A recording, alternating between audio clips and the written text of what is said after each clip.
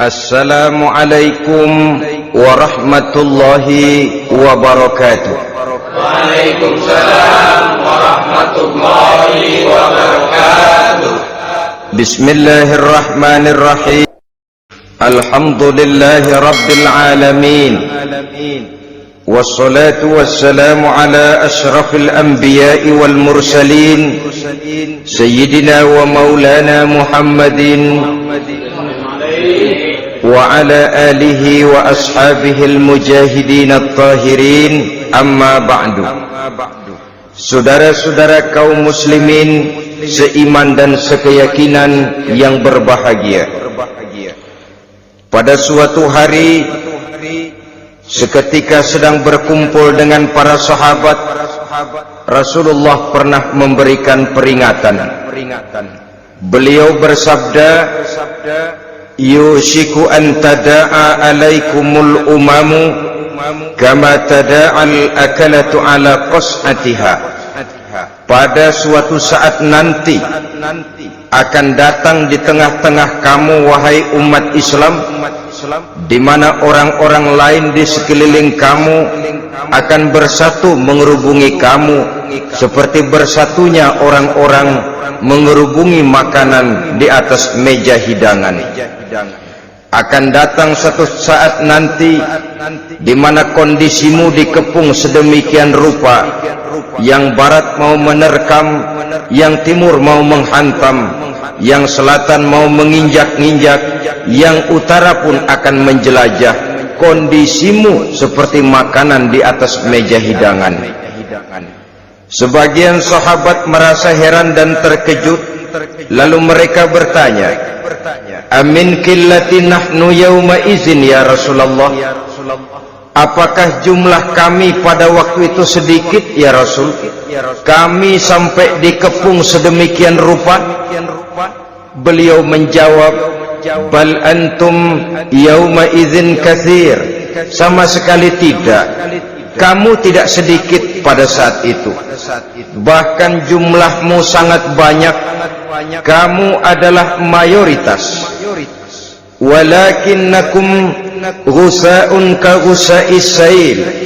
Tetapi keadaanmu saat itu persis seperti buih di lautan. Banyak tetapi centang perenang, banyak tetapi tidak punya daya dan kekuatan, banyak tapi dipermainkan gelombang lautan, dihempaskan ke tepian pantai tanpa punya makna dan arti. Kondisimu pada saat itu kuantitas yang tanpa kualitas, sehingga orang lain enak saja mengepung kamu. Akidahmu didangkalkan, dibanjiri dengan peradaban dan kebudayaan yang menjauhkan dari agama. Dari segi maksiat dan munkarat seluruhnya mengepung sampai kita melepaskan nilai-nilai Islam kita ini. Dan celakanya, sambung beliau, wal yanzi'anna fi qulubi aduwikumul mahabata minkum. Akan dicabut kehebatanmu di mata musuh-musuhmu, sehingga pada saat seperti itu orang lain memandangmu umat Islam enteng saja, remeh saja, tidak ada apa-apanya. Sudahlah, pokoknya umat Islam sikat saja, umat Islam enteng, umat Islam kecil, umat Islam tidak ada apa-apanya. Alangkah ironinya, alangkah menyedihkannya, memilukan dan sekaligus memalukan. Umat yang mayoritas ini dipermainkan oleh yang minoritas. Umat yang jumlahnya terbesar, terbanyak, bahkan konon menurut catatan sampai 90%, tapi dipermainkan oleh mereka kelompok-kelompok kecil ini. Wal yakzifanna fi qulubikumul wahn. Pada saat itu di hatimu dicampakkanlah penyakit wahan. Sahabat kemudian bertanya, wa mal wahnu ya Rasulullah? Apakah penyakit wahan itu ya Rasul? Beliau menjawab, hubbud dunya wa karahiyatul maut. Penyakit wahan itu tidak lain hubbud dunya wa karahiyatul maut. terlalu cinta kepada dunia dan terlalu takut kepada mati, materialistis dan takut resiko. Dua penyakit inilah yang menyebabkan walaupun umat ini mayoritas tapi dipermainkan oleh yang minoritas. Walaupun dia golongan terbesar tapi nasibnya seperti makanan di atas meja makan. Dari segala macam penjuru mau menghantam dia. Saudara-saudara kaum muslimin yang berbahagia, ini merupakan analisa sosial bahwa pada satu saat nanti akan terjadi di tengah-tengah umat di mana kita dihantam dan diserbu dari segala macam penjuru. Akidah didangkalkan, peradaban dan kebudayaan dirusak, makanan dan minuman diracuni, pakaian ditelanjangi dan lain sebagainya, sampai kita melepaskan nilai Islam yang kita cintai ini. Kondisi sosial ini satu saat akan datang kepada kita. Demikian analisa dan peringatan dari Rasulullah sallallahu alaihi wasallam. Marilah sekarang kita melihat, adalah benar bahwa di zaman sekarang kita insya Allah tidak akan mengalami perang Badar sehebat yang pernah dialami oleh Rasul dan para sahabatnya. Tetapi sesungguhnya perang yang kita hadapi di zaman sekarang ini tidak kalah hebatnya dengan perang Badar, tidak kurang dahsyatnya dengan perang Uhud, tidak kurang ngerinya dari perang Khandaq. Hanya saja yang kita hadapi sekarang ini bukan ujung pedang, bukan ujung tombak, bukan ujung panah. Yang kita hadapi sekarang ini adalah perang akidah, perang ideologi, perang mempertahankan keyakinan. Yang kalau kita kalah sekarang, kita memang masih beragama, tetapi anak kita, cucu kita, generasi yang akan hidup 5, 10, 20, 30 tahun yang akan datang, wallahu a'lam bissawab. Islam, saudara-saudaraku, tidak mungkin hilang dari dunia, tetapi tidak mustahil Islam gulung tikar dari desa kita, tidak mustahil Islam gulung tikar dari kampung dan kota kita, jikalau kita tidak menjaganya, jikalau kita tidak memeliharanya, bahkan jikalau kita tidak mewariskannya kepada anak-anak kita, generasi yang akan datang. Marilah kita mengingat sejenak bagaimana Islam di Spanyol yang pernah jaya, pernah mewarnai daratan Eropa, dan yang sekarang hanya sekedar tinggal ceritanya saja. Ini pernah diperingatkan oleh Rasul dalam satu hadis, sayati ala ummati zamanun la yabqal Islam illa ismun wala minal Quran illa rasmun. Akan datang satu masa di tengah umatku di mana pada masa itu Islam ada tapi hanya tinggal sekedar namanya saja, dan Quran pun ada tapi cuma sekedar tinggal tulisannya saja. Apabila kita tidak mewariskan ini kepada generasi yang akan datang, maka serbuan-serbuan dari berbagai macam penjuru dari hari ke hari semakin kita rasakan kehebatannya. Tidak mustahil sejarah Spanyol akan terjadi di desa kita, akan terjadi di kampung kita, akan terjadi di kota kita. Orang Spanyol kalau mereka cerita kepada anaknya, mereka akan cerita, "Nak, di sini dulu ada masjid." Kapan, Pak? Dulu benar dah. Banyak orang Islam kalau hari Jumat pada sembahyang, kapan itu, Pak? Dulu sekali. Sekarang cuma sekedar tinggal ceritanya saja. Bukankah sesuatu yang sangat tidak mustahil apabila kita tidak menjaga dan mewariskan Islam ini kepada generasi yang akan datang, maka serbuan-serbuan akan membawakan hasil yang diinginkan oleh para penyerbu itu tadi. Kita sudah menjadi umat yang mayoritas, tetapi umat yang mayoritas ini menurut Rasul dikepung sedemikian rupa, akidahnya didangkalkan, peradaban dan kebudayaannya ditekan sedemikian rupa, kehidupan sosialnya dibuat individualis, kemudian dari segi pergaulan, pakaian, makanan, minuman dan sebagainya diracuni, sampai dia tidak lagi berpegang teguh kepada agamanya. Dan dikala itu hilang kehebatan umat ini di mata musuh-musuhnya. Orang lain memandang kita ringan saja, enteng saja, satu umat yang sudah kehilangan wibawa. Padahal konon kabarnya kita mayoritas, tapi enak saja dikutak-kutik orang lain. Dan dikala itu di hati kita merajalela penyakit uahan. Penyakit uahan itu apa? Pertama, hubbud dunia, terlalu cinta kepada dunia.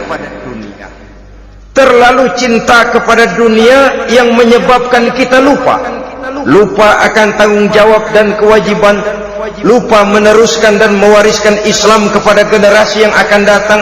Kita berlomba dan berlomba hanya untuk mengejar dunia dan seluruh isinya, baik dia bernama material, baik dia bernama seksual, baik dia bernama pangkat, jabatan dan kedudukan. Berlomba-lomba kita di dalamnya sampai tercampaklah penyakit hubbud dunia di dalam hati ini.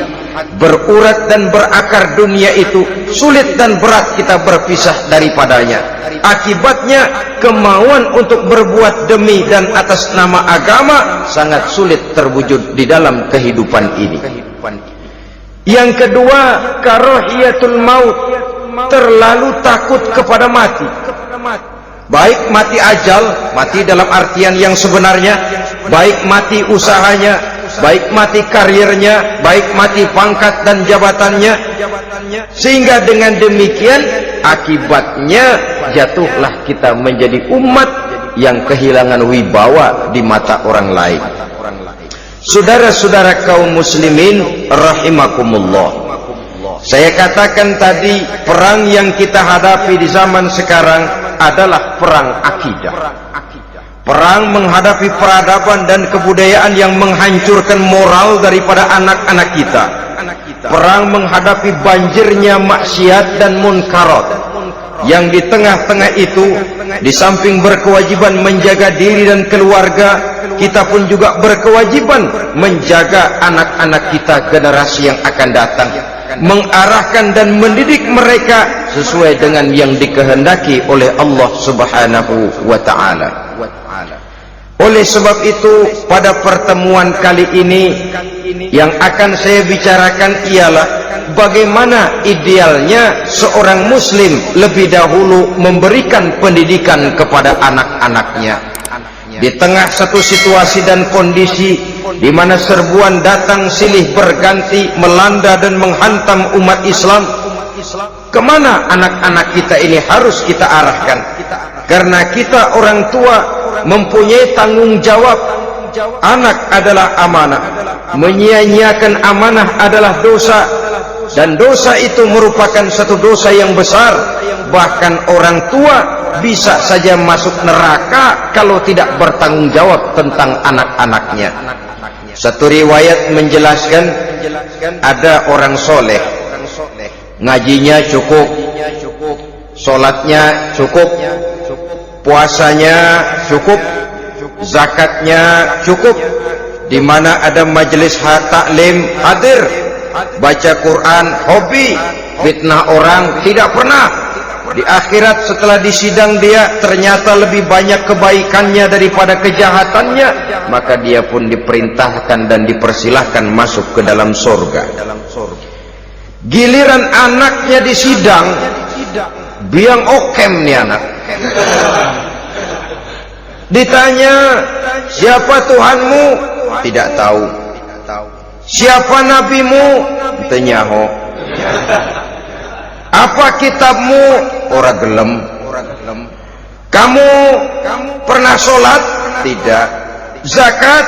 Tidak. Puasa? Tidak. Judi? Hobi.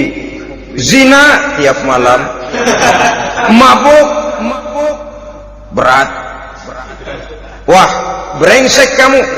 Kebaikan tidak ada barang sedikit pun, sementara kesalahan dan dosa berlipat ganda. kamu neraka. Anak ini protes. Benar, saya tidak kenal siapa Tuhan saya. Saya tidak tahu siapa Nabi saya. Saya tidak tahu kitab suci dan kiblat saya. Saya tidak sholat, tidak zakat, tidak puasa. Tiap malam saya judi, saya zina, saya mabuk. Tapi saya kerjakan semua itu karena saya tidak tahu dan orang tua saya tidak pernah memberitahu saya. Dia enak-enakan hadir di majelis taklim, saya nyekek botol, didiemin saja. Dia enak-enakan baca Quran, saya zina, didiamkan saja. Saya bukan tidak mau, orang tua saya sama sekali tidak pernah mendidik saya. Dia mau benar sendiri. Maka kalau sekarang saya harus masuk ke dalam neraka, saya menuntut agar orang tua saya ikut sama-sama bergabung dengan saya ke dalam neraka. Gara-gara dia tuh saya jadi begini. Orang tuamu yang mana? Tuh, yang barusan mau ke surga. Ini orang tua yang sudah mau berangkat ke surga dipanggil. Sebentar dulu, Mas. Ini benar anak kamu? Iya, Pak. Waktu di dunia kamu tidak pernah ajarin dia ngaji? Sampai dia tidak kenal Tuhannya, tidak kenal nabinya, tidak kenal kiblat dan kitab sucinya? Iya, Pak. Dia tidak sholat, kamu diamkan saja. Dia tidak puasa, tidak zakat, kamu bersikap masa bodoh. Bahkan dia judi, dia zina, dia mabuk, kamu pun berdiam diri saja. Iya, Pak. Tahukah kamu bahwa anak ini adalah amanah? Menyia-nyiakan amanah artinya khianat, dan khianat adalah dosa yang sangat besar. Kamu tidak bertanggung jawab, maka kamu, anakmu gabung ke dalam neraka. Saudara-saudara kaum muslimin rahimakumullah, itu sebabnya Allah pesan benar-benar, ya ayyuhalladzina amanu qu anfusakum wa ahlikum nara. Hai orang-orang yang beriman, jaga dirimu dan keluargamu, istri, anak, orang-orang yang menjadi tanggung jawab dan kewajiban kita, jaga dan pelihara mereka dari api neraka. Saudara-saudara kaum muslimin, lalu kalau kita orang-orang tua yang hidup di zaman sekarang ini sudah sering beristighfar, mengurut dada, melihat situasi, membaca peta keadaan, konon tantangan yang akan dihadapi oleh anak-anak kita 15, 20, 25 tahun yang akan datang jauh lebih berat dari apa yang kita hadapi sekarang ini. Maka adalah wajar jika kita sebagai orang tua yang cinta kepada agama, cinta kepada anak-anak kita, berpikir untuk mewariskan nilai-nilai yang luhur ini kepada anak-anak kita generasi yang akan datang. Bagaimana pada mulanya kita harus mendidik mereka? Mari kita telusuri apa yang dicontohkan oleh Al-Quranul Karim. Orang-orang tua bijaksana yang diceritakan dalam Al-Quran, kalau sudah berpikir tentang anak-anaknya generasi yang akan datang, pendidikan pertama yang diberikan kepada anaknya ternyata adalah persoalan akidah. Nabi Ibrahim, pertanyaan yang paling merisaukan beliau buat anak cucunya ialah, ma ta'buduna min ba'di. Saudara bisa lihat surah Al-Baqarah ayat 133. Anak-anakku, kalau pada satu saat nanti aku, ayahmu ini sudah tidak ada lagi, meninggalkan kamu semua, meninggalkan kehidupan dunia ini, ma ta'buduna min ba'di, apa yang akan kamu sembah nak kalau ayah sudah tidak ada lagi? Jikalau ayahmu sekarang masih rajin ke masjid, melakukan rukuk dan sujud, i'tikaf dan membaca Quran, kalau satu saat ayahmu meninggalkan dunia ini, masihkah engkau mau ke dalam masjid? Masihkah engkau rukuk dan sujud? Masihkah engkau i'tikaf? Ma ta'buduna min ba'di, apa yang akan kamu sembah kalau aku ayahmu tidak ada lagi nak? Ditanamkan bukan hanya keyakinan bertauhid, sekaligus juga menyembah kepada Allah yang kita yakinkan dengan tauhid itu tadi. Bukankah berbeda dengan kita kebanyakan orang tua sekarang? Kita tidak pernah berpikir ma ta'buduna min ba'di. Kalau bapak tidak ada, kamu nyembah apa nak? Kita orang tua sekarang pagi-pagi malah berpikir ma ta'kuluna min ba'di. Kalau bapak enggak ada, kamu nanti makan apa nak? Bukan nyembah apa yang kita pertanyakan, bukan nyembah apa yang kita khawatirkan, makan apa nak? Maka yang dicari lalu sekolah-sekolah yang bonafit, yang tidak peduli apakah itu merusak imannya, mematikan akidahnya, menghancurkan keyakinannya. Yang penting ada jaminan hari depan bisa dapat lapangan kerja. Akibatnya berduyun-duyun orang-orang tua muslim menyekolahkan anaknya di sekolah-sekolah yang bukan Islam, yang nyata-nyata membahayakan akidahnya, dididik dengan kultur dan budaya yang bertentangan dengan nilai-nilai agamanya. Bukankah ini berarti merelakan anak untuk dikafirkan? Bukankah ini artinya menyerahkan anak untuk ditulis menurut selera para pendidik yang tidak sesuai dengan nilai akidah yang dimilikinya? Mengapa kita tidak berpikir seperti Nabi Ibrahim yang sebelum memberikan pendidikan kecerdasan, sebelum pendidikan matematika, IPS, PSPB dan disiplin ilmu lainnya, yang pertama ditanamkan ma ta'buduna min ba'di. Kalau ayahmu tidak ada, kamu menyembah apa nak? Menyembah Allah apa nanti malah menyembah harta? Menyembah Allah apa nanti malah mendewa-dewakan pangkat dan jabatan? Menyembah Allah apa malah nanti menyembah alam? Itu yang dikhawatirkan Nabi Ibrahim kepada generasi yang akan datang. Dan itu saudara-saudara yang seharusnya mengkhawatirkan kita kepada anak-anak kita, generasi yang akan datang. Lihatlah serbuan akidah di zaman sekarang ini. Dimanfaatkan kemiskinan kita umat Islam. Diberikan kita tawaran berupa beras, pakaian, obat-obatan, kalau perlu beasiswa, asal bisa melepaskan keislaman kita ini. Bertahap, sedikit demi sedikit, step by step, shibran bi shibrin wa zira'an bi zira'in. Dan harus saya ingatkan, orang di zaman sekarang tidak mungkin menghantam Islam secara frontal. Tidak mungkin menghantam Islam terang-terangan, apalagi mengerahkan satuan militer. Tidak. Orang berhitung bagaimanapun kondisi dan kualitasnya umat Islam, mereka masih punya satu modal penting, fanatisme agama. Kalau ini disulut, api jihad segera berkobar, dan hanya maut yang bisa menghentikan orang yang dibakar dengan semangat jihad. Orang tahu itu. Betapa Uni Soviet kedodoran menghadapi mujahidin Afghanistan yang disulut oleh semangat jihad yang berkobar dengan persenjataan yang primitif ketimbang persenjataan Uni Soviet.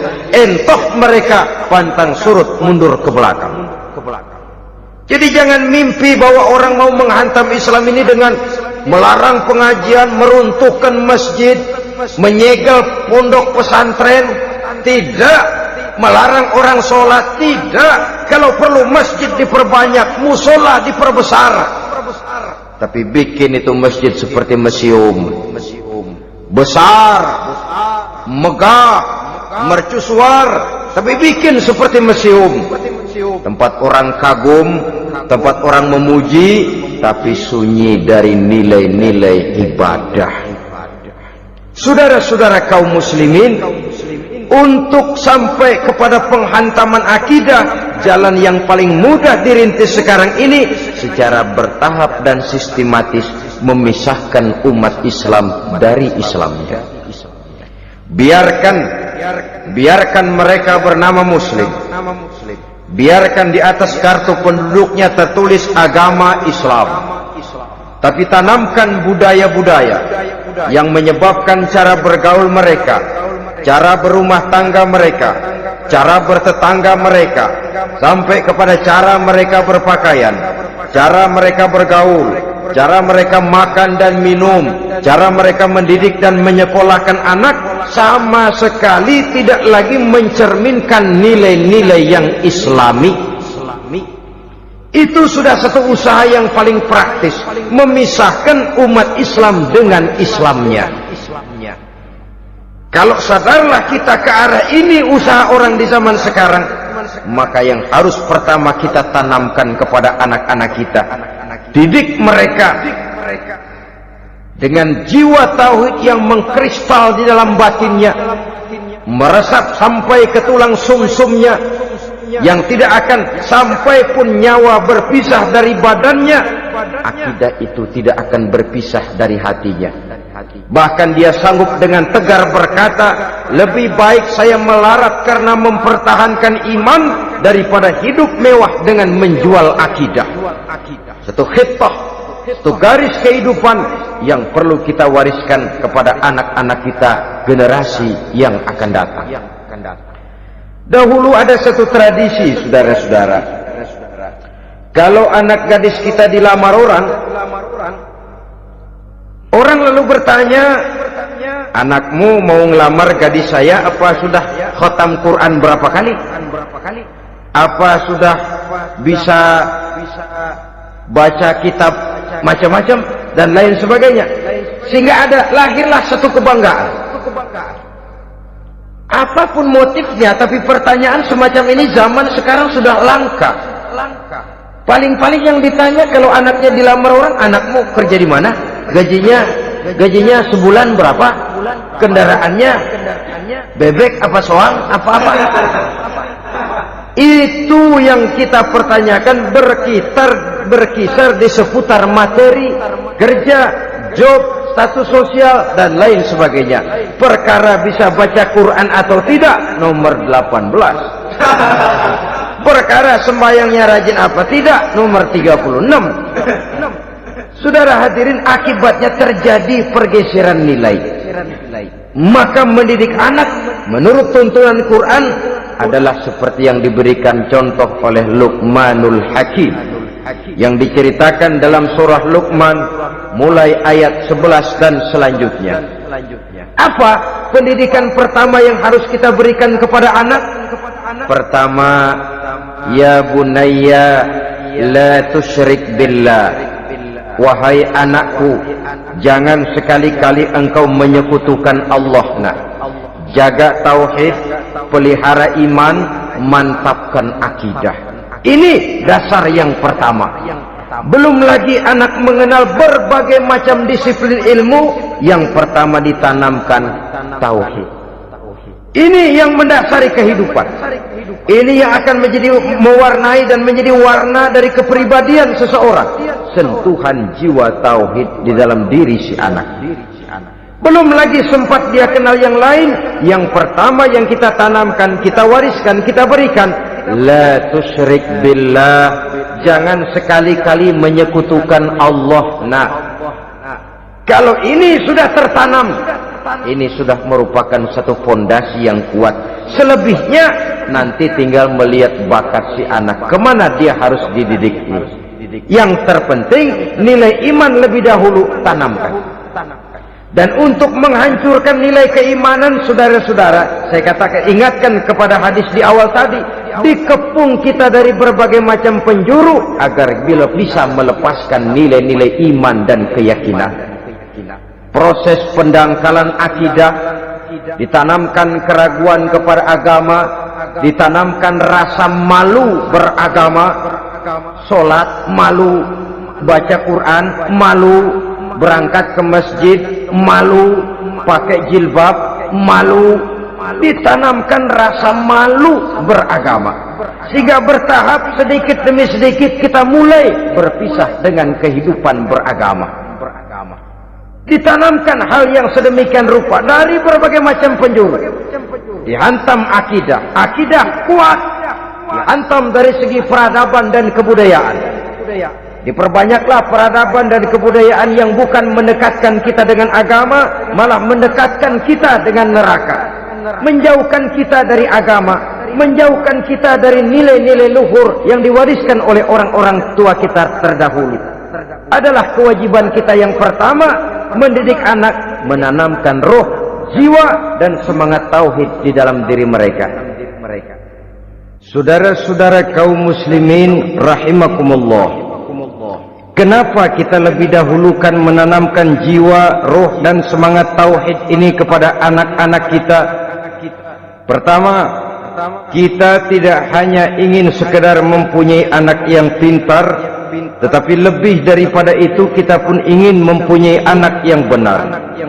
Segala macam disiplin ilmu, segala macam bentuk penalaran ilmiah dan pengisian intelektualitas manusia mungkin di satu sisi akan membuat dia pintar, tapi di sisi lain belum tentu akan membuat dia benar. Nabi pernah memberikan peringatan, man izdada ilman wa lam yazdad huda lam yazdad minallahi illa bu'da. Orang yang hanya bertambah ilmu pengetahuannya tapi tidak bertambah hidayah dari Allah, tidak makin mantap keimanannya, maka seluruh nilai-nilai ilmunya hanya akan menjauhkan dia dari Allah Subhanahu wa ta'ala. Dan adalah lebih merupakan azab daripada nikmat kalau kita diberikan ilmu pengetahuan yang hanya akan menyebabkan kita semakin jauh dari Allah Subhanahu wa ta'ala. Yang kedua, sesungguhnya roh, jiwa, dan semangat tauhid yang melekat dalam diri anak pada puncaknya akan melahirkan satu disiplin murni yang tumbuh dari dalam dirinya sendiri, di mana si anak dalam kehidupannya merasakan dimanapun dia berada, kemanapun dia pergi, ia selalu merasakan kehadiran Allah dekat dalam hidupnya. Ia sadar sesadar-sadarnya bahwa tidak ada satu perbuatan yang bagaimanapun kecilnya yang bisa disembunyikan dari kekuasaan Allah Subhanahu wa ta'ala.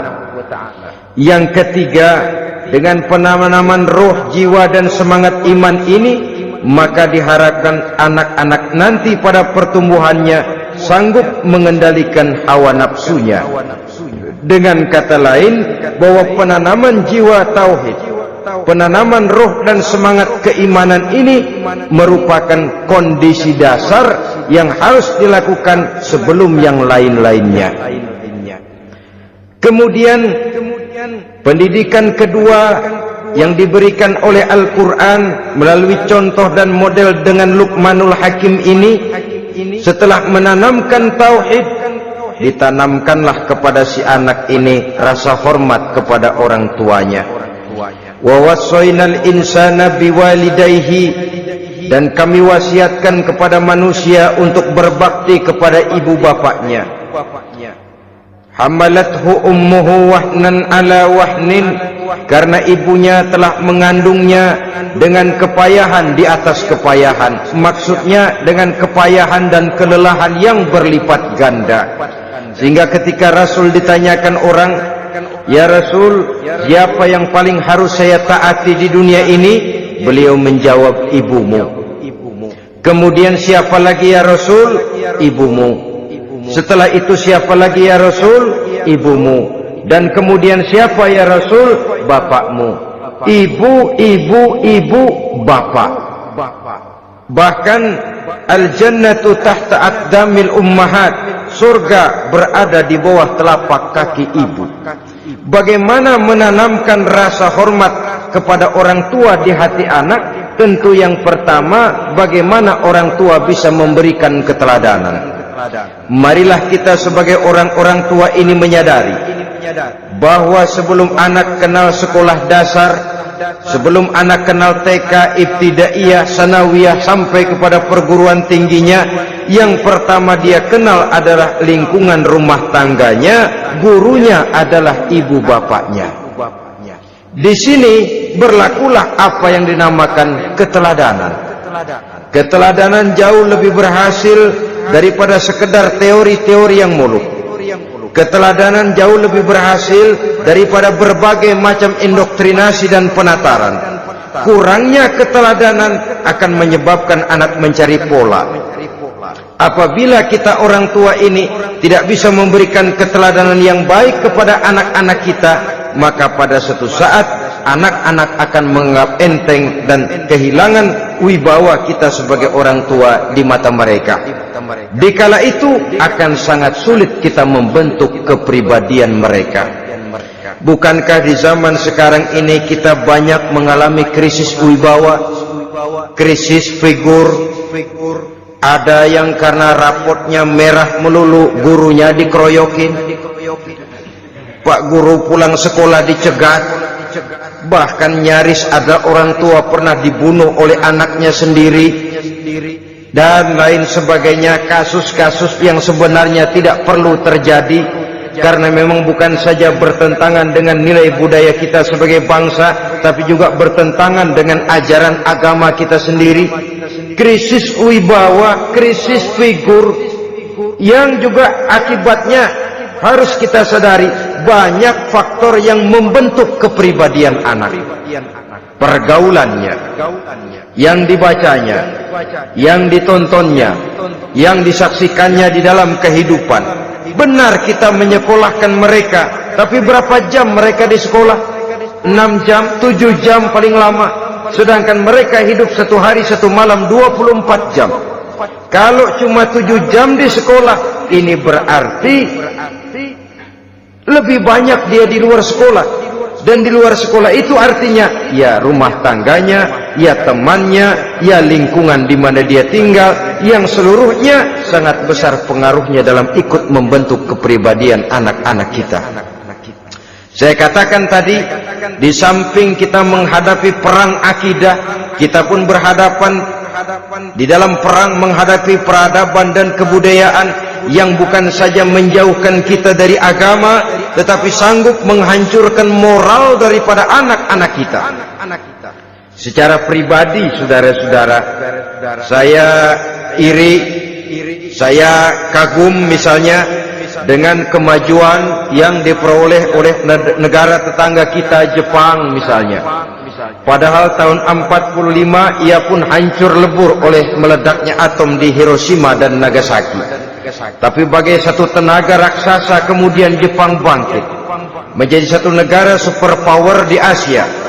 Bahkan gurunya saja Amerika sekarang ini kewalahan menghadapi perang dagang dengan Jepang ini. Dan yang menarik, Jepang bisa maju dan modern dengan tetap menjadi Jepang, tanpa harus kehilangan identitasnya sebagai satu bangsa, tanpa harus kehilangan kepribadiannya sebagai satu bangsa. Sebagai negara yang sedang berkembang, kita sering latah. Kita ingin meniru Barat, tapi bukan teknologinya, westernisasinya yang kita tiru, bukan isinya, kulitnya yang kita ambil. Akibatnya apa? Modernnya belum, orangnya sudah Barat. Bergaulnya sudah cara Barat, berumah tangganya sudah cara Barat, berpakaiannya sudah cara Barat, mendidik anaknya sudah cara Barat. Di mana ketemu orang tua cukup hello daddy. Kulitnya kita ambil, sementara isinya kita campakkan. Ironi dan menyedihkan. Padahal kita sesungguhnya bisa maju dan modern, bisa mengejar segala ketinggalan dan keterbelakangan kita, dengan tetap menjaga nilai-nilai luhur budaya kita sebagai satu bangsa, mengambil isinya, dan kalau memang tidak perlu, lalu mencampakkan kulitnya. Pengaruh peradaban dan kebudayaan yang menghancurkan moral daripada anak-anak kita oleh pesatnya arus teknologi, oleh pesatnya arus komunikasi, di mana hal-hal yang terjadi di belahan dunia lain dapat kita saksikan hari ini juga melalui layar televisi. Yang terjadi di Amerika, di Eropa, di Afrika, di ujung dunia yang paling ujung sekalipun, di ujung dunia yang paling ujung, hari ini kejadian, hari ini sudah bisa kita saksikan. Pesatnya arus komunikasi, kalau jatuh ke tangan anak-anak kita yang belum mempunyai filter daya saring positif, akan dicerna oleh mereka tanpa memilah dan memilih. Akibatnya orang kampung bilang kelolodan. makan nggak dikunyah lagi, tentu saja akhirnya kelolodan, dan kalau sudah kelolodan menyusahkan kita seluruhnya. Oleh karena itu budaya menghormati orang tua perlu dijaga, perlu dipelihara dan diwariskan kepada anak-anak kita. Tali silaturahmi sehingga ada respeknya kepada orang tuanya. Jangan bapaknya dianggap CS, ibunya dianggap CS, kakeknya dianggap CS. Hilang rasa respek, hilang rasa menghormati. Sementara orang tua sendiri tidak bisa memberikan keteladanan, kurang mendapat perhatian dan lain sebagainya. Apalagi kalau baik ibu maupun bapak adalah orang-orang karier yang setiap hari sibuk menghadapi tugas masing-masing. Bapak sibuk rapat, pindah kantor sana kantor sini, ibu sibuk arisan, besarlah anak-anak di tangan pembantu dan lain sebagainya, sehingga dia merasa kurang mendapat perhatian, dan ini akan ikut membentuk warna dari kepribadian yang dimilikinya. Sampai kepada pelosok-pelosok desa, jaringan televisi memang menguntungkan. Tapi kalau sudah sampai kepada menayangkan budaya-budaya yang tidak sesuai dengan pola di mana mereka tinggal, pola lingkungannya, dan ingin mereka terapkan dalam kehidupan, ironi dan menyedihkan. Maka sering dikatakan, jikalau ABRI masuk desa, rakyat beruntung. Jikalau listrik masuk desa, rumah jadi terang. Jikalau koran masuk desa, rakyat jadi cerdas. Jikalau hakim masuk desa, rakyat lalu sadar hukum. Tapi jikalau maksiat dan munkarat masuk desa, minuman keras masuk desa, judi masuk desa, pelacuran masuk desa, rakyat tentu kiamat.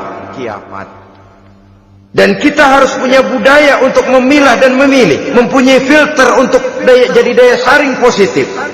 Oleh karena itu saudara-saudara, tahap kedua setelah menanamkan jiwa tauhid kepada anak, tanamkan rasa hormat kepada orang tuanya. Orang tua itu ibu bapaknya, orang tua itu guru-gurunya yang mengajarkan dia, atau yang dianggap tua yang lebih senior dari dia.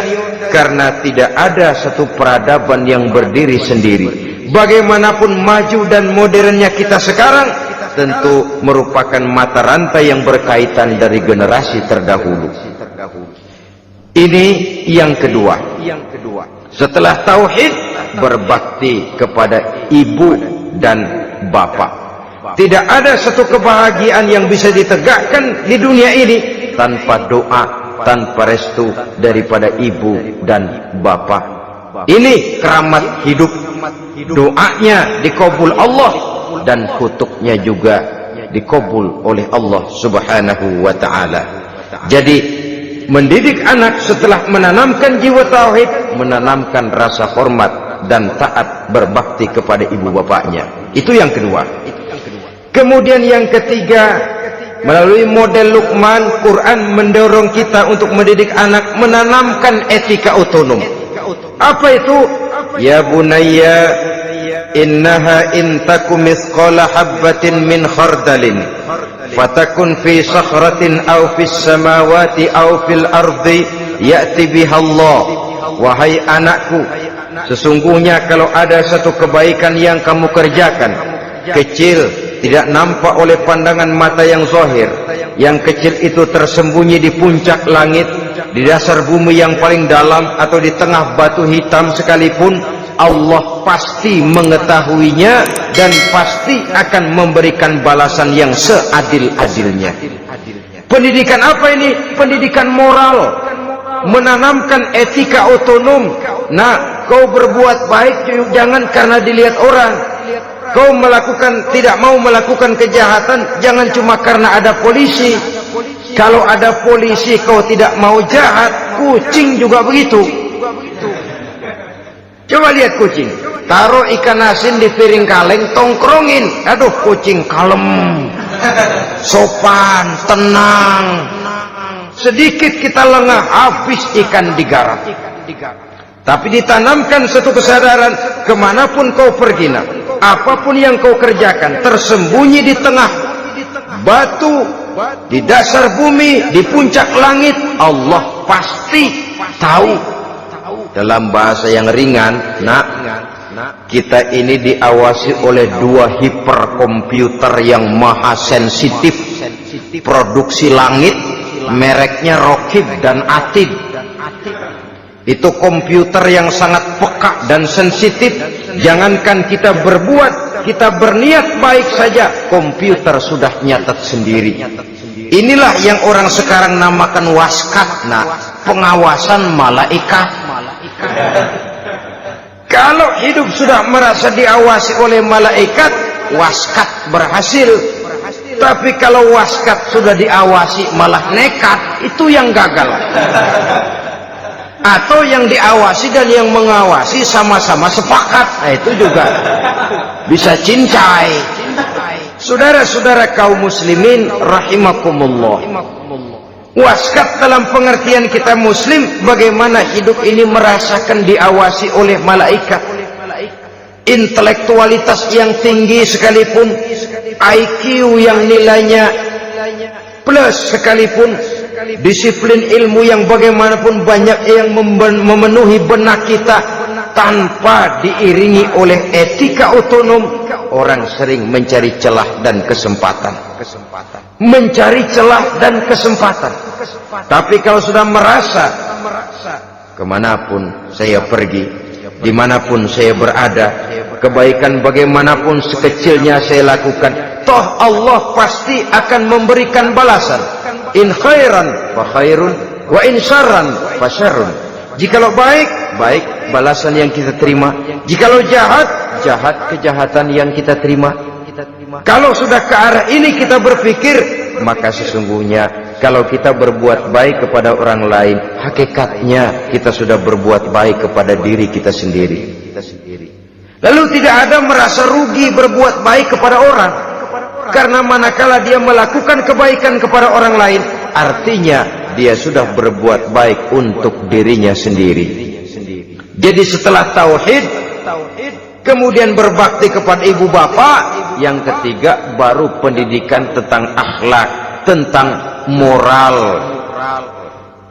Pola ini yang sering terlupakan oleh kita, bahwa bagi kita itu pendidikan tidak lain upaya mencerdaskan otak anak. Jangan sampai sebab ini kelihatannya pembangunan makin maju, persaingan hidup makin tajam, tensi ekonomi semakin tinggi, sementara jumlah tenaga kerja dengan lapangan kerja yang tersedia jauh dari mencukupi. Jikalau tidak membekali anak dengan pendidikan yang menunjang lapangan pekerjaan, orang tua khawatir, takut sekali anaknya jadi gelandangan. Dikhawatirkannya kehidupan dunia ini, sementara dia lupa kalau anaknya bisa jadi gelandangan di akhirat. Padahal selama-lamanya gelandangan di dunia, paling seumur manusia itu 60 tahun, 70 tahun lah umur orang sekarang. 70 itu sudah luar biasa itu. Tapi kalau harus menggelandang di akhirat, menjadi gelandangan di akhirat, alangkah menyedihkannya. Apakah akan kita korbankan satu kehidupan yang langgeng, abadi, cuma karena tertipu oleh fata morgana dan kamuflase? Kita korbankan yang sedikit, kita korbankan yang besar karena kita memilih yang sedikit. Dalam bahasa Al-Quran memang pernah diceritakan hidup ini hakikatnya perlombaan, saudara-saudara. Perlombaan. Dan di dalam perlombaan itu ada yang menang, ada yang kalah. Al-Quran lalu memberikan peringatan, Alhaakumut takatsur, kamu telah lalai karena berlomba-lomba memperbanyak harta, mempertinggi pangkat dan kedudukan, hatta zurtumul maqabir, sampai kamu akan masuk ke liang kubur baru sadar. Apalagi kalau napas sudah sampai di tenggorokan, persis Fir'aun sudah tenggelam di lautan merah, mau mampus, baru dalam sekaratnya amantu bi Rabbi Musa wa Harun. Kalau begini caranya, saya juga percaya kepada Tuhan Musa dan Harun, percaya kepada Allah. Sudah mau mati, baru amantu bi Rabbi Musa. Kami percaya kepada Tuhan Nabi Musa, kata Fir'aun. Malaikat maut kesal benar, dilelepin terus di laut. Mampus tuh sekalian. Hidup ini memang kita berlomba. Berlomba dengan waktu, berlomba dengan umur, berlomba dengan tenaga, berlomba dengan tetangga. Yang jangankan kita sampai mundur, berhenti saja sejenak, kita akan ditinggalkan oleh yang lain. Tiada kata mundur, bahkan tiada kata berhenti. Sekali kita melangkah, melangkahlah terus. Tapi berlombalah seperti yang dikehendaki Quran. Wastabiqul khairat. Berlomba-lombalah di dalam kebajikan. Jangan berlomba-lomba di dalam kemaksiatan, kemunkaran, kejahatan. Berlombalah dalam urusan kebaikan. Saudara-saudara kaum muslimin rahimakumullah. Tauhid, berbakti kepada ibu bapa, kemudian pendidikan tentang moral. Apabila pendidikan tentang moral sudah tertanam, barulah lihat bakat si anak. Kemana bakatnya? Anak saya kelihatannya dari kecil demennya main bedil-bedilan saja. Abri kali itu.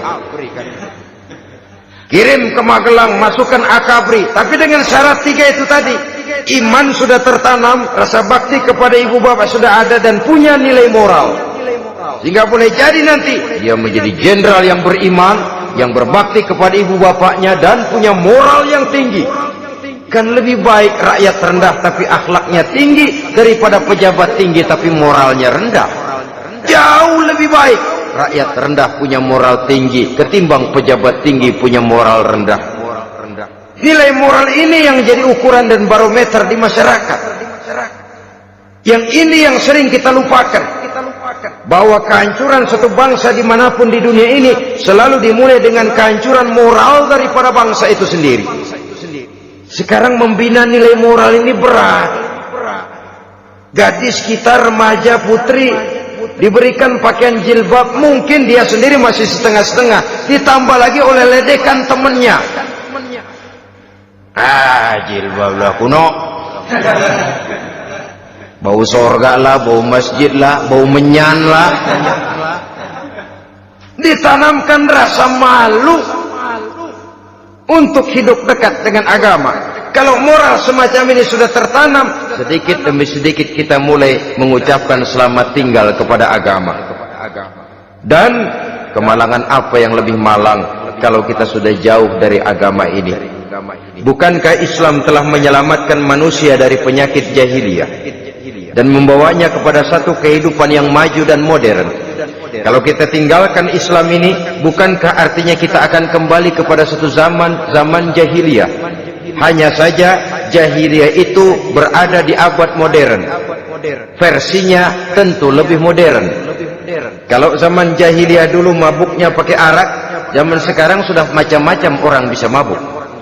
Kalau zaman jahiliyah dulu anak perempuan dikubur hidup-hidup, zaman sekarang kadang-kadang belum sempat lahir ke dunia, malah sudah dibunuh lebih dahulu. Versinya saja yang berbeda. Kalau di zaman jahiliyah dahulu manusia menyembah batu yang bernama Latta, Uzza, Manat, dan Hubal. Di zaman jahiliyah modern sekarang ini, orang sering menyembah kepala bagiannya, sering menyembah atasannya, sering menyembah komputer, sering menyembah teknologi modern yang lebih diyakininya daripada Allah sebagai keyakinan sentral di dalam hidupnya. Saudara-saudara kaum muslimin rahimakumullah. Jadi yang ketiga, nilai moral yang ditanamkan kepada anak-anak kita supaya dia bisa menghadapi tantangan-tantangan hidup yang semakin berat ini dengan tetap berpegang teguh kepada nilai-nilai moral yang diwarnai oleh jiwa keimanannya yang bersumber dari ajaran agamanya. 3. Kemudian yang keempat, barulah tatanan kehidupan sehari-hari. Apa kata Luqman? Ya bunayya aqimis shalah. Setelah bertauhid, berbakti kepada ibu bapa, punya nilai moral. Ya bunayya aqimis shalah, nak dirikan salat. Rumah tangga muslim. Anak berumur 7 tahun sudah berani meninggalkan salat, kata Nabi, pukul. bukan untuk menyakiti, untuk mendidik. Karena sayang kepada anak. Saudara-saudara, kita khawatir betul kepada anak. Kalau dia pulang dari sekolah, buru-buru kita sebagai orang tua bertanya, sudah makan nak? Sudah istirahat nak? Tapi jarang kita sebagai orang tua melontarkan, sudah sholat nak? Bahkan kita bisa memberikan sugesti kepada anak. Nah, kalau kau naik kelas 1 sampai naik ke kelas 2, bapak beliin sepeda. Tamat SD nak, motor. Tamat SMP nak, ke Bali kita. Tamat SMA nak, Singapura. Saudara-saudara, tapi kalau untuk urusan sholat misalnya, kita tidak pernah memberikan sugesti kepada anak-anak kita. Nah, kalau kau hafal Fatihah lengkap dengan artinya, bapak beliin sepatu. Nah, kalau kau bisa sholat dengan baik, cukup syarat rukunnya, bapak beliin sepeda. Ada rangsangan, ada sugesti yang membuat anak lebih tergerak untuk hidup dalam suasana keagamaan. Ya bunayya aqimis sholat, nak dirikan sholat. Sebab ini sandaran vertikal yang paling langsung antara manusia dengan Tuhannya. Menyadari bahwa sepanjang yang bisa dilakukan oleh manusia hanyalah berusaha dan berusaha, dan kepastian sepenuhnya ada di tangan Allah. Dengan sholat kepribadianmu diperteguh, dengan sholat sandaran vertikalmu kepada Allah diperkuat. Dan pada waktunya nanti Al-Quran memberikan bimbingan, hendaklah minta tolong kepada Allah dengan sabar dan tetap mendirikan sholat. Ya bunayya aqimis sholat.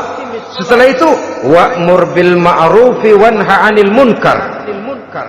Tegaklah membina yang ma'ruf, tegaklah mencegah yang munkar. Ini sikap hidup sudah. Sholat tadi tugas hidup. Lalu sikap hidup tampil di tengah masyarakat, membina yang ma'ruf, mencegah yang munkar sesuai dengan kesanggupan masing-masing. Bukankah setiap kita kepingin punya anak yang bermanfaat, setidaknya bagi keluarganya, syukur kalau bisa bagi lingkungannya, bagi masyarakat, bangsa dan negaranya. Dan satu di antara tanda orang yang bermanfaat, kalau dia bisa hidup menjadi penganjur yang ma'ruf dan pencegah yang munkar. Dan itu kalau tidak ada hidayah, sulit orang mau melaksanakan itu. Sebab apa? Ada kecenderungan belakangan ini di mana agama dianggap urusan pribadi. Sehingga orang lalu sering bilang, jangan bawa-bawa agama dah, itu kan bukan urusan agama. Ini sudah ciri berpikirnya sekuler. Jangan bawa-bawa agama. Agama urusan pribadi, artinya orang mau sholat mau enggak jangan bilang apa-apa dah. Urusan dia sendirian. Dia mau puasa dia enggak, merdeka saja, urusan pribadi. Agama bukan persoalan pribadi. Apalagi jika sudah menyangkut amar ma'ruf dan nahi munkar, siap menegakkan yang baik, mencegah yang munkar, untuk tegaknya satu masyarakat yang diwarnai oleh kebaikan dan terhindar dari segala macam kejahatan. Dan terus ayat-ayat selanjutnya mencerminkan sikap hidup. Namun yang intinya, cara mendidik anak yang baik, yang dicontohkan oleh Al-Quran dengan Luqmanul Hakim sebagai model. Pertama, tanamkan tauhid. Yang kedua, tanamkan rasa hormat dan berbakti kepada ibu bapaknya. Yang ketiga, tanamkan moral, nilai akhlak yang tinggi. Setelah itu yang keempat, biasakan hidup dalam suasana keagamaan. Kontrollah sholatnya, kontrollah baca Qur'annya, kontrollah puasanya di bulan Ramadan. Ajaklah anak-anak sholat berjamaah, sehingga dengan demikian dia terbiasa oleh satu suasana yang mendekatkan dia dengan nilai agamanya. Dari sana diharapkan nilai-nilai ilmu yang didapatnya dari bangku sekolah akan menciptakan keseimbangan dengan yang ditanamkan oleh orang tuanya dalam bentuk yang dijelaskan oleh surah Luqman itu tadi. Sehingga apabila keseimbangan ini terwujud, akan menjalin keseimbangan dalam pola berpikir, dan keseimbangan dalam pola berpikir akan melahirkan keseimbangan dalam perbuatannya. Terwujudlah, kita harapkan, insan yang fid dunya hasanah wa fil akhirati hasanah. Inilah harapan kita semua. Mudah-mudahan Allah memberikan kekuatan kepada kita untuk mewariskan nilai-nilai yang baik kepada generasi yang akan datang, sehingga esok harus lebih baik daripada hari ini, dan lusa harus lebih baik daripada hari esok. Terima kasih atas perhatian saudara. Mohon maaf atas segala kekurangan. Usikum wa nafsi bitaqwallah. Wassalamualaikum warahmatullahi wabarakatuh. Waalaikumsalam